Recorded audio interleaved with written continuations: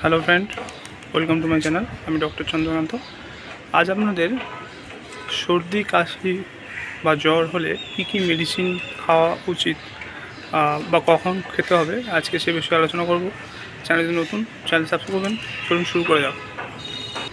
তো সর্দি বা কাশি হলে প্রথমেই মেডিসিন খেতে যাবেন না, প্রথমে ঘরোয়া যে উপায়গুলো আছে সেগুলো চেষ্টা করবেন। যেমন সর্দি হলে ঠান্ডা যাতে না লাগে সেটা চেষ্টা করবেন, এবং এই সময় আপনারা নাক দিয়ে এয়ার ভেপার নিতে পারেন, সেটা নাকটা ক্লিয়ার থাকবে। তো তারপরে যদি না কমে তাহলে কিছু বাজারে মেডিসিন পাওয়া যায়, যেমন লিভোসিট্রিজিন, অ্যান্টিহিস্টামিন মেডিসিন, লিভোসিট্রিজিন বা সেটজিন নামেও পাওয়া যায়। এছাড়াও আরও বিভিন্ন কোম্পানির ওষুধ, সেই লিভোসিট্রিজিন মেডিসিনটি বিভিন্ন কোম্পানির নামে পাওয়া যায় যদি শুধু সর্দি হয়। এটা আপনারা দিনে একবার খাবেন, এটা রাতে খাওয়ার পর এটা খুব ভালো।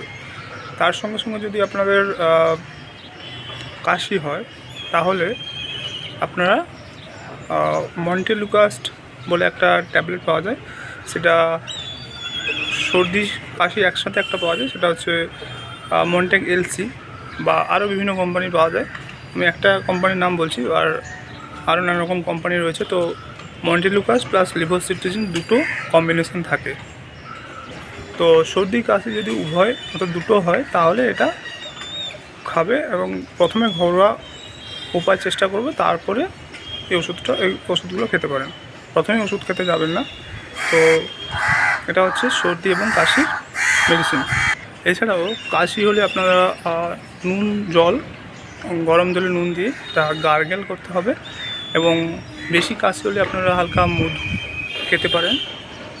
এছাড়াও বেশি দিন যদি কাশি হয় আপনারা কাপ সিরাপ, বাজারে অনেক রকম কাপ সিরাপ পাওয়া যায়, ড্রাই কাপ সিরাপ, শুকনো কাশির জন্য ওয়েট কাপ সিরাপ, বিভিন্ন রকম, যার যেরকম কাশি হচ্ছে এটা এক্ষেত্রে ওয়েট কাপ সিরাপ প্রযোজ্য। তো সেই কাপ সিরাপ আপনার দোকানে যে কোনো ধরনের কাপ সিরাপ যদি বেশি দিন কাশি হয় তাহলে খেতে পারেন। এছাড়াও সর্দি কাশির সঙ্গে যদি আপনাদের জ্বর আসে তাহলে আপনারা বিভিন্ন রকম, বিশেষ করে প্যারাসিটামল খেতে পারেন, এবং সেটা বিভিন্ন ব্র্যান্ডের পাওয়া যায়, যেমন ক্যালপল, যেমন ডোলো, বা যেমন শুধু প্যারাসিটামল, বিভিন্ন ব্র্যান্ডের পাওয়া যায়। তো যে কোনো একটা ব্র্যান্ডের যদি ফিভার হয়ে থাকে সেটা বিভিন্ন ডোজের হয়, যেমন 550 বা 650। তো আপনাদের কতটা ফিভার রয়েছে বা কীরকম ফিভার রয়েছে সেটা দেখে আপনাদের খেতে হয়। এছাড়াও এগুলো প্রথমে কয়েকটা মেডিসিন খাবে, এবং হঠাৎ করে অ্যান্টিবায়োটিক খেতে যাবেন না। এবং বেশি দিন, 5 দিন বা কয়েকদিন হলে যদি না কমছে তবে ডাক্তার দেখিয়ে যে কোনো অ্যান্টিবায়োটিক বা আরও নানা রকমের ট্রিটমেন্ট সেটা করতে হবে। তো আজকে জানলেন যে সর্দি কাশি বা জ্বরের কী মেডিসিন হয় এবং কখন খেতে যাবেন, এবং কী কী ঘরোয়া উপায় প্রথমে অবলম্বন করবেন, সেটা আজকে জানলেন। তো আজকের ভিডিও এই পর্যন্ত। চ্যানেলে নতুন, চ্যানেল সাবস্ক্রাইব করবেন, ভিডিও লাইক করবেন। Thank you for watching.